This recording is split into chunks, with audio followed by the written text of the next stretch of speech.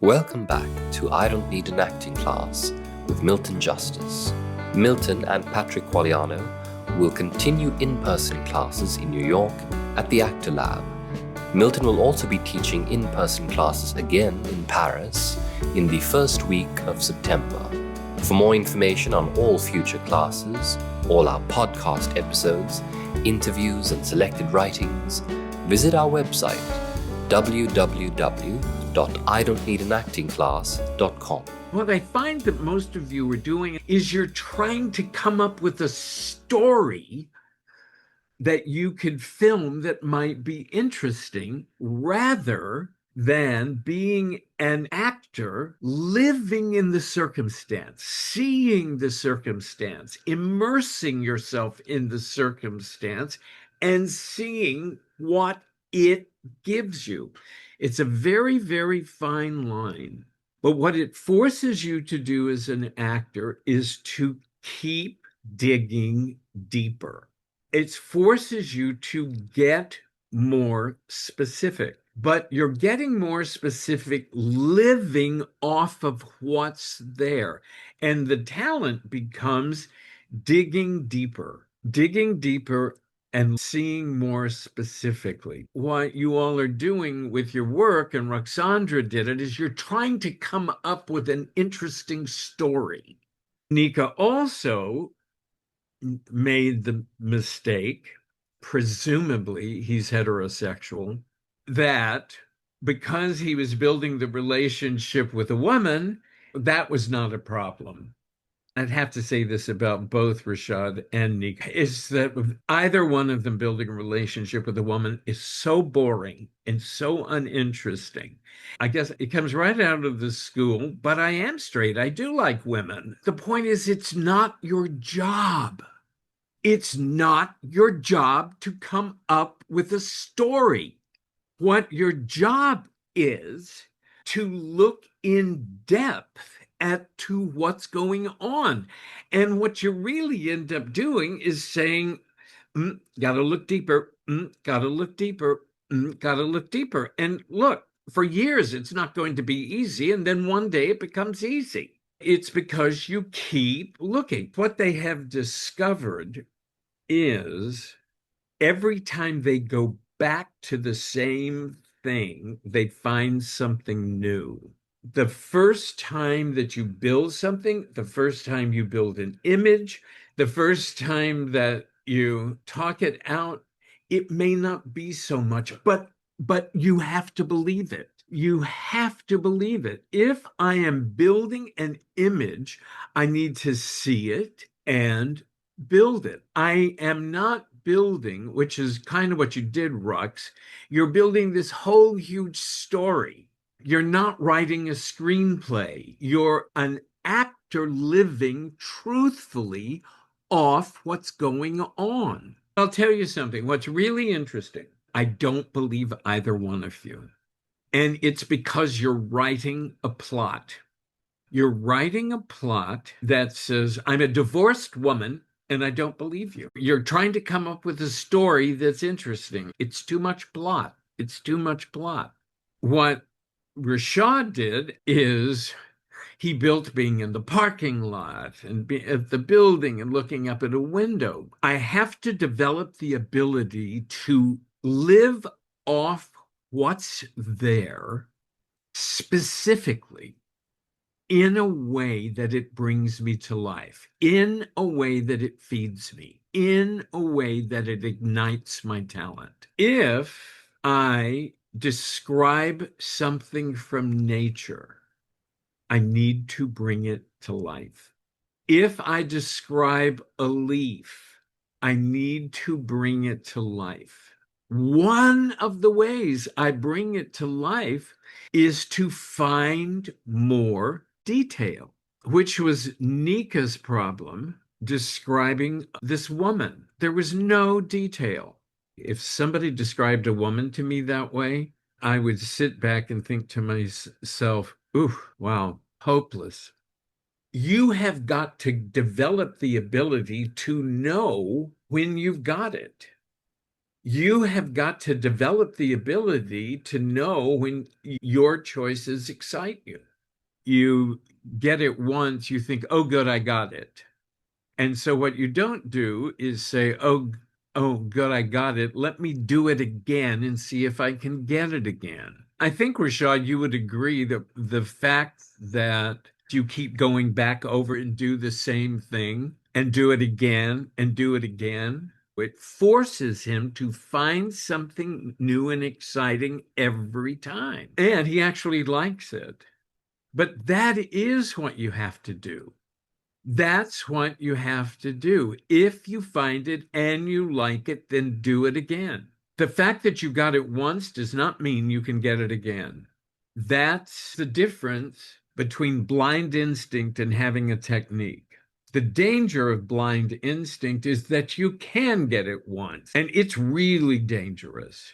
It's the reason I have no respect for film acting. You only have to get it once. And if the cameras were rolling, and they got it, then you're home free. I mean, if I may make a sports analogy, it's I mean, to make it simple, it's like in basketball, right? You shoot a free throw.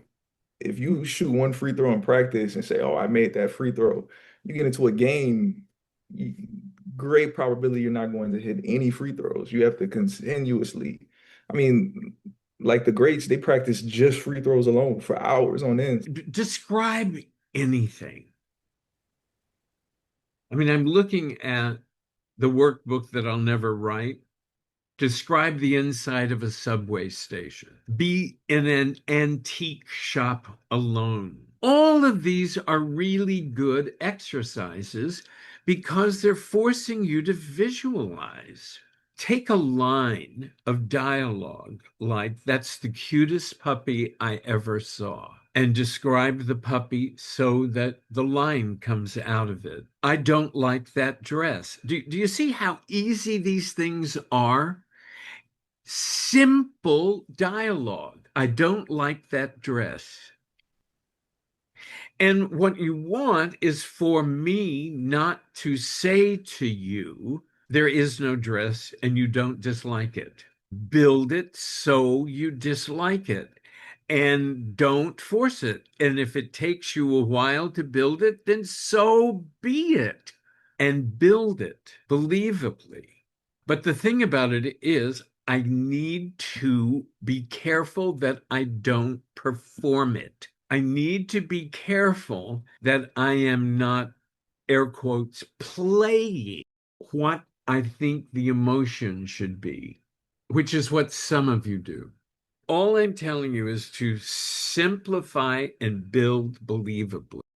Do not push the way that you think it should play. You have to take on board the idea that the first time I do it, I could be boring. The reason that Stella said to us all the time, do it 5 different ways. It is the reason that you make a choice and you say to yourself, or, and make another choice, or, and make another choice, or, and make another choice. And they can be very, very simple. Why did you cross the street? And the first choice is going to be a cliche. The first choice is going to be obvious. In fact, make the first choice and get it out of the way because it's going to be a bad choice. Actively make a bad choice just so you can get it out of the way. Why did I cross the street? I saw somebody I knew. Okay, bad choice, got it out of the way. Now I'm going to make another choice. Why did I cross the street? Now I have to go to the street. Now I have to look at the street. Now I have to go through every street I've ever seen, every street I've ever imagined. I go through everything I've ever imagined. I saw the ghost of Marlon Brando, and I wanted to say hello. Okay, that's choice number 2. Third, do you see what I mean? It's like I have to know how I limit myself. One of the problems that we have is that we limit ourselves because we think we can only go to our lives. And once I stop doing that, And finally, about the third choice, we're sort of on a roll. And the fourth choice, by the fifth choice, I'm home free. And I know that second choice is difficult, but Jesus, I mean, it's the difference between being a mediocre actor and being a great actor. I don't just want to make mediocre choices. I don't just want to make choices that are okay. One of my favorite bumper stickers from one of the sports coaches who said, good enough is never good enough. We have to begin to build simpler so that we build truthfully and we are layering on truth after truth after truth. Why do I keep going back to that same damn exercise? Something I love and something I hate. Why? Because if you love it, I'll love it. If you hate it, I hate it. Because I am living off the experience of what you're talking about. I build it so that I can allow the experience to overtake me. I can see a little bit, and then I can see a little bit, and I can see a little bit. Maybe there are actors who can build an entire image and live off of it. I find that for most of us mortals, we need to build it in sequence. And the other thing that I've discovered that's a good idea is rather than taking a lot, take one thing that really feeds you. As an experiment, you all should experiment with yourselves. As an experiment, build living off a right cheek. If you build my relationship, oh my God, just the color. It's like, oh, it's like caramel. It's so deep. It's so beautiful and smooth. Oh my God. If I build it, and then I can build one thing that really feeds me, and that can give it to me. You are bringing to life something that's in your imagination. And the purpose of talking it out is because it takes it out of your head and makes it real. When I came screaming into class because I was so upset about the streets of New York, everybody knew what my experience was because it's real life. Now, if I have to do that in a play, I have to be able to build it. I have to be able to build it 8 performances a week, rehearsal after rehearsal, 21 takes. I need to be able to build all of this so that I can constantly bring it to life. That's what all of this technique is about. Something I love and something I hate is an obscure technique exercise, but it's just to get the juices going. If I'm building a leaf, I want to build the leaf. As Stella said to me, call me and tell me about your leaf and tell me that it was the most extraordinary leaf you've ever seen. And so I did. That's what you want. Every single thing is bringing you to life. And if I'm talking about it, it's bringing you to life. And that's the reason I keep stopping you on things. I stopped Rashad because he's building the parking lot of his building. And the problem is he's building the parking lot of his building and it's as boring as he's building it. It doesn't mean it has to be boring. It just is. What you all have to be careful of is you know where you want to be. You know how you want to build the hills. You know how you want to build the horizon. And you know the effect you want. Do not play the effect. You have to earn the effect. www.idon'tneedanactingclass.com